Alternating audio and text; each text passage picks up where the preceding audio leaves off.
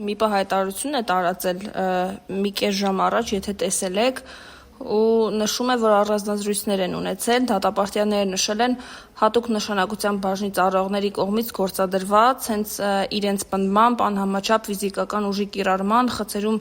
առկա գույքի կոտրելու, իրենց նկատմամբ վիրավորանքներ ու հայհոյանքներ հնչեցնելու մասին։ Նաև նշել են, որ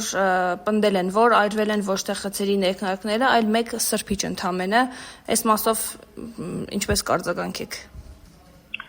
Քրեակատարողական ծառայությունում ստացվել են տեղեկություններ այն մասին, որ Նուբարաշեն քրեակատարողական հիմնարկի դատապարտյալներից մեկը նպատակ ունենալով ձեռք բերել առավելություններ այլ ազատազրկված անձանց նկատմամբ տևական ժամանակ է խաթարում է հիմնարկի բնականոն աշխատանքը։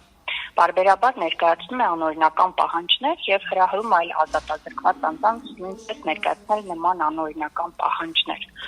Քրեակատարողական ծառայությունը քննելով վերօրյալ տեղեկությունները քրեական ենթամշակույթի և այլ անօրինականության դեմ պայքարի շրջանակներին որոշում է կայացրել անօրինականություններ ու պառակտում հրահրող դատապարտյալին տեղափոխել այլ քրեակատարողական հիմնարկ։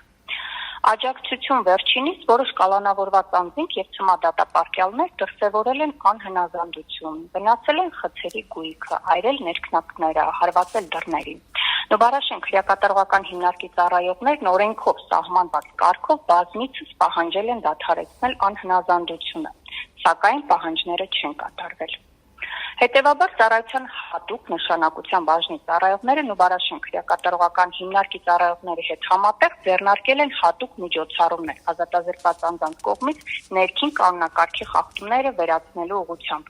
Ֆիզիկական ուժի գործադրմամբ վերջիններս դուրս են բերվել խցերից, իսկ խցերում իրականացվել են խուզարկություններ։ Իդեպ նշեմ, որ կատարված գործողություններից հետո երկու դատապարտյալ հայտարարել էր հնարավոր կոտրվածքների մասին, բայց հիմնարկի